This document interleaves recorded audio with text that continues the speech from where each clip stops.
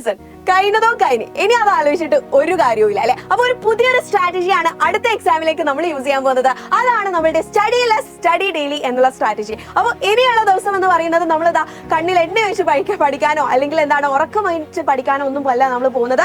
നമ്മൾ കുറഞ്ഞ സമയം കൊണ്ട് ഏറ്റവും ബെറ്റർ ആയിട്ട് ഏറ്റവും നല്ല രീതിയിലാണ് പഠിക്കാൻ പോകുന്നത്. അതായത് ബേസിക്കലി നമ്മൾ കൺസിസ്റ്റന്റ് ആവുക എന്നുള്ളതിലാണ് കാര്യം. അല്ലാതെ എല്ലാ ദിവസവും ഉറക്കം വഹിച്ച് പഠിച്ചത് കൊണ്ട് നിങ്ങൾക്ക് ഒരിക്കലും ഒരു ടോപ്പർ ആവാൻ പറ്റുമെന്ന് ഉറപ്പില്ല. ഓക്കെ, പക്ഷേ ഏറ്റവും ഇവിടെ മാറ്റർ ആയിട്ട് വരുന്ന കാര്യം എന്താണെന്ന് പറഞ്ഞാൽ കൺസിസ്റ്റൻസിയാണ്. നിങ്ങൾ കേട്ടിട്ടുണ്ടാവില്ലേ, consistency is a key to success എന്നൊക്കെ ഒരുപാട് ഡയലോഗ്സ് കൺസിസ്റ്റൻസിനെ കുറിച്ച് പറയുന്നുണ്ട്.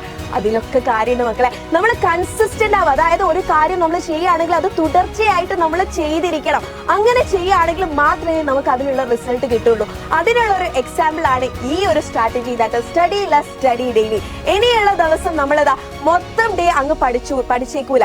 നമ്മൾ എന്താ ചെയ്യാൻ പോകുന്നത്, ചുരുങ്ങിയ സമയം കൊണ്ട് ഏറ്റവും ബെസ്റ്റ് ആയിട്ടുള്ള രീതിയിലാണ് പഠിക്കാൻ പോകുന്നത്. അതായത് നിങ്ങൾക്ക് എന്ത് ചെയ്യാം, ഒരു ദിവസം ഒരു 2.5 hours അത്ര മതി, അത്ര മാത്രം നിങ്ങൾ പഠിച്ചാൽ മതി. ഇപ്പൊ സ്കൂൾ കഴിഞ്ഞിട്ടാണെങ്കിൽ നിങ്ങൾക്ക് എന്ത് ചെയ്യാം, രാത്രി ഒരു 1.5 മണിക്കൂർ അത്ര പോയാൽ മതി. ഇനി രാവിലെ ഒരു 1/2 മണിക്കൂർ 1 മണിക്കൂർ അത്ര മാത്രം നിങ്ങൾ പഠിച്ചാൽ മതി.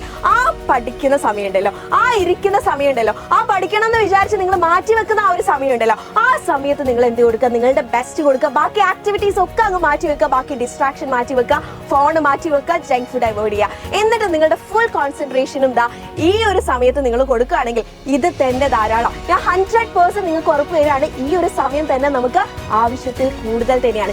ഈ സമയത്ത് തന്നെ നിങ്ങൾക്ക് നിങ്ങളുടെ ഹോംവർക്സും തീർക്കാം, നിങ്ങൾക്ക് ഓരോ ദിവസം പറഞ്ഞ പോർഷൻസും നിങ്ങൾക്ക് പഠിച്ചെടുക്കാൻ പറ്റും. ഓക്കെ, അപ്പൊ ഇനി മുതൽ നമ്മൾ ഫോളോ ചെയ്യാൻ പോകുന്ന സ്ട്രാറ്റജി എന്ന് പറയുന്നത് വളരെ സിമ്പിൾ ആണ്.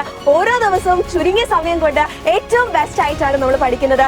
ഇതിന്റെ ബെറ്റർ റിസൾട്ട് നിങ്ങൾക്ക് വരുന്ന ക്രിസ്മസ് എക്സാമിന് കാണാനും പറ്റും. ഓക്കെ, അപ്പൊ ഈ ഒരു ചാലഞ്ചിന് നിങ്ങൾ റെഡി ആണെങ്കിൽ താഴെ കമന്റ് ബോക്സിൽ ചാലഞ്ച് അക്സെപ്റ്റഡ് എന്ന് കമന്റ് ചെയ്യാം.